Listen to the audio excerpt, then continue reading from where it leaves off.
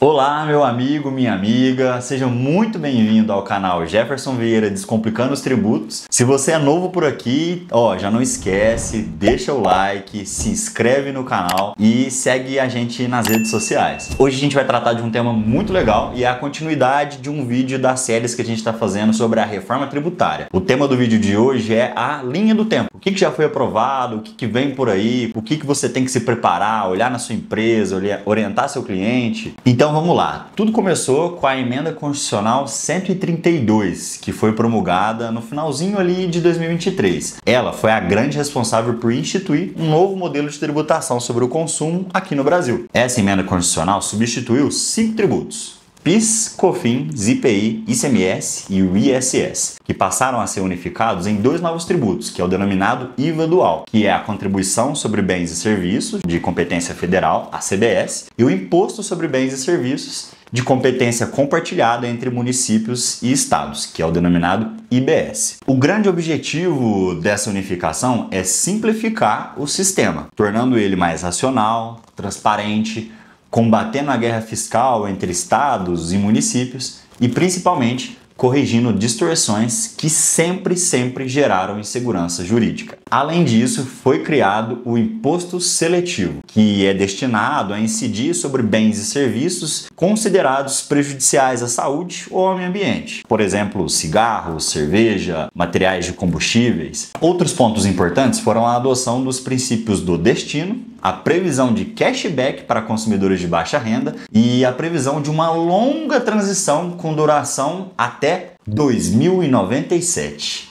É isso mesmo que você ouviu, ela vai até 2097. Então a gente está diante de algo que vai mudar o cenário tributário nacional e que vai se arrastar por muito tempo, muitos anos. Outro ponto que merece destaque nesse processo da reforma tributária foi a discussão em torno da tributação dos fundos de investimento imobiliário, os famosos FIIs, dos FIAGROS e dos fundos patrimoniais. E por quê? Inicialmente, havia sido proposto que esses fundos passariam a ser tributados pelo novo sistema, o que gerou muita preocupação no mercado financeiro e também entre os investidores que buscam esses ativos como forma de proteger seu patrimônio ou garantir uma renda passiva. O principal argumento do setor era o seguinte: tributar esses fundos seria como criar uma distorção e uma concorrência desleal em relação ao investimento direto, que já é isento em muitas situações. Além disso, isso poderia desestimular investimentos importantes, principalmente no setor imobiliário e no agronegócio. Pois bem,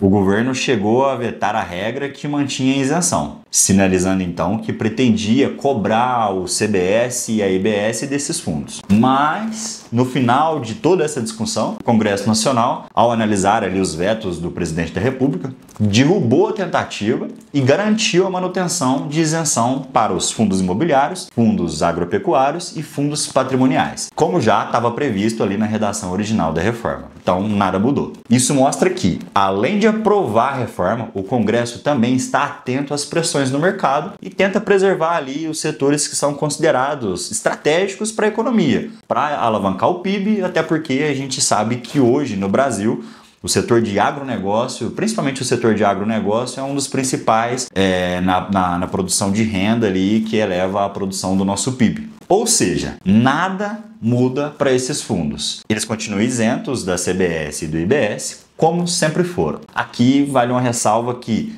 hoje, entre essa guerra que a gente está tendo entre executivo e legislativo a respeito do IOF, tributação, de novo esse assunto foi revisitado e por um momento passou-se a considerar ali uma possível tributação de IR sobre esses fundos. Mas o governo voltou atrás também e hoje eles permanecem isentos. Então, agora, depois de aprovada a emenda constitucional, deu-se início à fase de aprovação da lei complementar, que vai regulamentar tudo aquilo que estava previsto na Constituição. Agora, em 2025, o Congresso aprovou a Lei Complementar 214, que é a responsável por regulamentar a aplicação da CBS e do IBS. Essa lei detalha pontos fundamentais, como, por exemplo, a base de cálculo e hipóteses de incidência de todos os tributos, CBS, IBS e IS, os regimes diferenciados e específicos, as regras de creditamento, a padronização da nota fiscal eletrônica e, além disso, foi criado um comitê gestor temporário, com atuação limitada até o fim de 2025. Esse comitê tem como função estruturar o órgão permanente e elaborar seu regulamento interno. E esse comitê também será responsável no futuro por arrecadar, gerir e solucionar controvérsias relacionadas ao IBS, garantindo então uma gestão unificada e mais eficiente. Algo que hoje não existe no cenário do ICMS e do ISS. A gente sabe bem que é uma loucura, porque eles funcionam de forma descentralizada. Cada estado, cada município tem ali sua competência para gerir e definir as regras e regulamentar. Por isso gera muita distorção. E vale reforçar que aqui já está uma corrida contra o tempo. O Congresso tem um período muito curto para aprovar uma série de leis que vão impactar o meu dia a dia, o seu dia a dia e o dia a dia de todo mundo aqui no Brasil. E nada feito às pressas costuma ser muito bom. Então a corrida contra o tempo permanece e exige um cuidado muito grande hoje dos nossos parlamentares. Esse comitê gestor temporário, por exemplo, ele foi uma saída utilizada ali pelos congressistas para que já exista alguém ali responsável à frente para não deixar o assunto parado. Mas a ideia é que nem fosse criado um comitê gestor temporário, e sim que esse comitê gestor fosse o oficial. Porém, dado ao curto prazo e a correria que está ali no nosso Congresso Nacional, optou por criar esse comitê temporário para que ele exerça ali as funções temporárias até o final de 2025, para que o assunto não fique parado e eles já consigam tomar algumas decisões que vão ser muito importantes de 2026 em diante. Então, como falado, existe uma verdadeira corrida contra o tempo. Isso porque, mesmo após a aprovação da lei complementar, ainda vai ser necessário elaborar o regulamento infralegal desse comitê temporário, que vai ser o comitê oficial, que é o comitê gestor do IBS. Nele vai ser preciso indicar os representantes de todos os entes federados, seus respectivos cargos e, principalmente, adequar toda a tecnologia necessária para que esse sistema funcione de forma uniforme e integrada com todos os municípios e todos os estados. Isso porque, embora hoje já tenha um sistema em desenvolvimento, é imprescindível que ele seja padronizado e, principalmente, funcional. Uma vez que a gente sabe que hoje ainda existem municípios que nem têm ferramentas de emissão de nota fiscal eletrônica implementada. Se a gente pegar ali, por exemplo, municípios do interior, de regiões mais afastadas do país, a uniformização e a informatização ainda é muito precária. Então, todo esse cenário precisa ser corrigido antes de 2026, para que ali no início da operação não haja um colapso total dos novos tributos, que é isso que a gente não quer e é isso que a gente está tentando reparar com a reforma tributária. Qualquer atraso ou demora nessa etapa pode comprometer todo o cronograma da reforma, gerar uma insegurança jurídica enorme e dificultar ainda mais a vida do empresário e dos próprios entes federativos.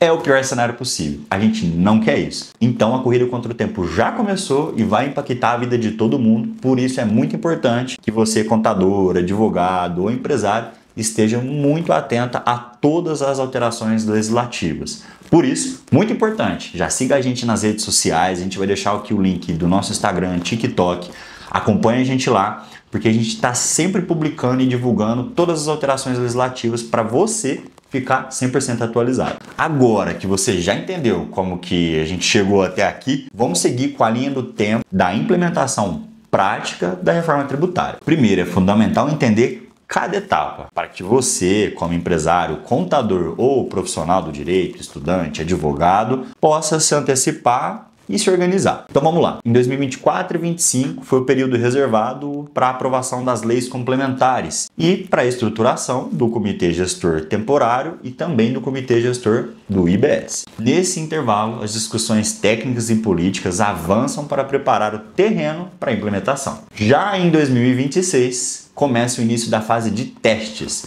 Aqui nós teremos uma alíquota simbólica de 0,9% para o CBS e 0,1% para o IBS. Esses tributos vão ser destacados nas notas fiscais, mas a sua arrecadação será compensável. Ou seja, nesse primeiro momento de fase de testes, não haverá aumento nem arrecadação por parte do contribuinte. Ele vai recolher e compensar com tributos que ele já tem recolhido. Essa etapa, então, é crucial para entender e testar todos os sistemas, obrigações acessórias, emissão de notas fiscais e, principalmente, para que as empresas e o governo possam então validar seus processos internos sem risco de penalidade ou qualquer distorção na sua operação. Lá em 2027, começa então o início da aplicação efetiva da CBS, com a alíquota cheia e o direito a crédito. A partir desse ano, PIS e COFINS deixam de existir. O IPI será zerado, salvo para a Zona Franca de Manaus. E também teremos o início do imposto seletivo, que impactará setores específicos, como falamos, bebidas alcoólicas, cigarros e outros produtos nocivos à saúde e ao meio ambiente. A partir de 2029 até 2032, começa a transição do ICMS e do ISS para o IBS. Nesse período, 80% da arrecadação do IBS será retida para redistribuição entre estados e municípios,